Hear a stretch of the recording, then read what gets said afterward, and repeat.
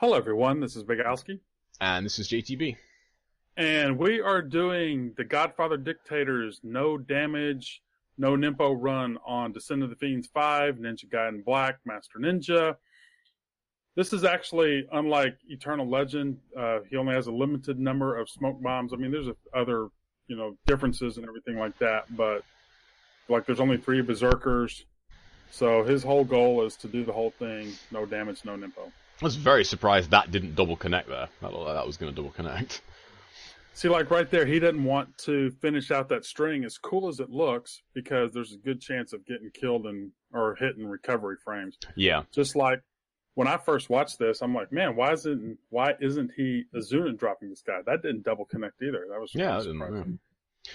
That string though, that like hold down Y Blade of the Twin Dragons, the actual string is guaranteed, but Doku, as you said, like he can just hit you in recovery. The string's guaranteed, but there's a lot of recovery on it, even on hit.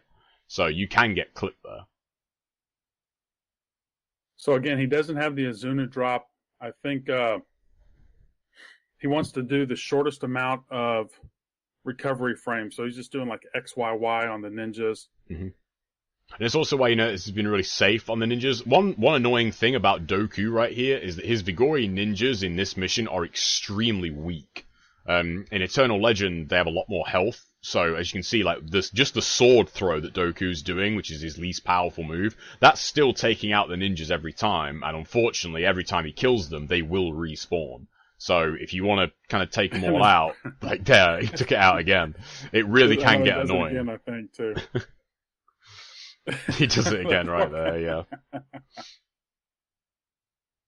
But see, he didn't want to do that other combo because the ninja was close. I mean, being able to know all of that at that time, I mean, that's very impressive in my opinion. So right there, you can't, I mean, obviously he didn't need the full string, but because he knew that the Vigori ninja wasn't going to be able to spawn in time to interrupt, you can just go in for your attack. And it's also worth emphasizing that with regards to no damage, he's not obviously going to be using Ninpo, and that's kind of the big separation of no damage, no Ninpo. Your Ninpo, essentially, when you're going for no damage, is basically kind of 3 get-out-of-jail-free cards, If you get into a bad spot or you make a mistake, you can just hit Ninpo and it will save you every time, Like, nothing can get through Ninpo to hit you. So not using it is a huge handicap to place on yourself. Now remember, when you run up the wall, you don't have to immediately press Y, run up a little bit, and that usually saves you from getting some kind of, fireball damage. Because if you just run up it and just come down, you're going to get hit. Yeah.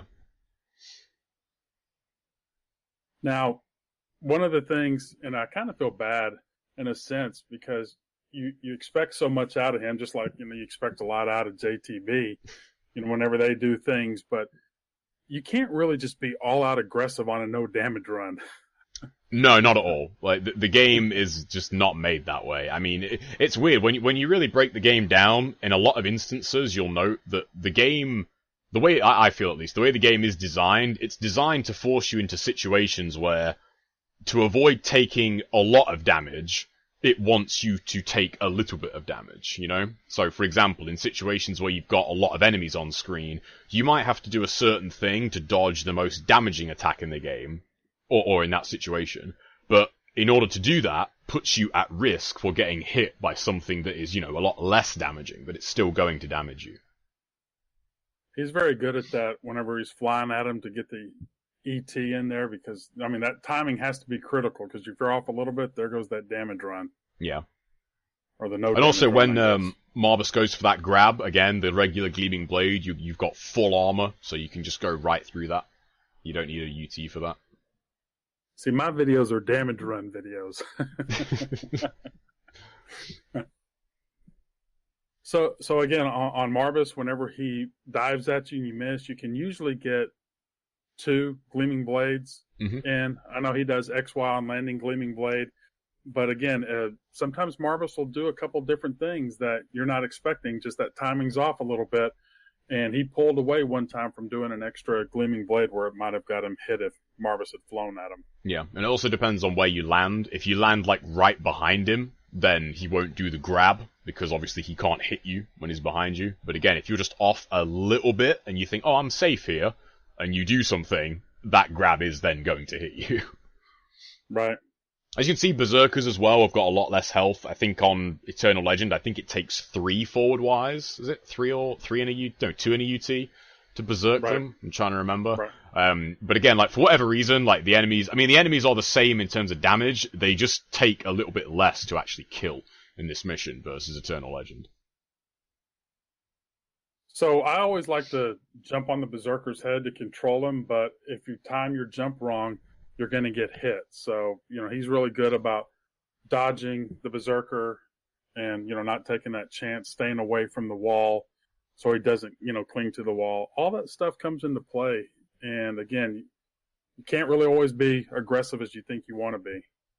Yeah, especially not when your goal is to not get hit. For example, when you jump on the Berserkers, especially when they're in rage mode, they love to shoot their fireball at you. And if they shoot that at you and you're in a particular spot, you're going to have to move out the way or wall jump, in which case you'll avoid the fireball, but there's a very, very good chance you'll get hit by their swipe instead.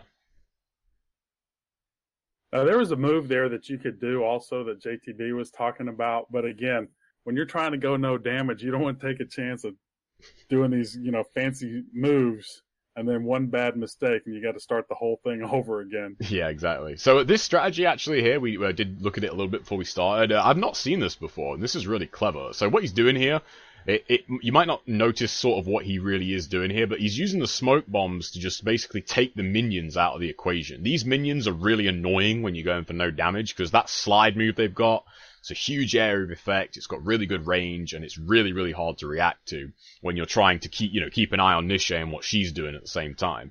So when she does the swoop down move like that, he drops the smoke bomb, and then that temporarily disables the minions, so he can get that wall attack in safely. If he wasn't doing that, he would do the wall attack, but then right off the bat, as soon as he lands, those minions would be coming for him straight away. And then if he has to move, and then Nisha starts doing projectiles, you could take some guard damage there. Right, and the other part about that, too, is the timing of the smoke bomb. We talked about it in my last video about how critical that is, when to drop it. I always end up doing an extra roll, so to be able to do that without doing the extra roll and knowing exactly when to do it, I mean, again, that's high level.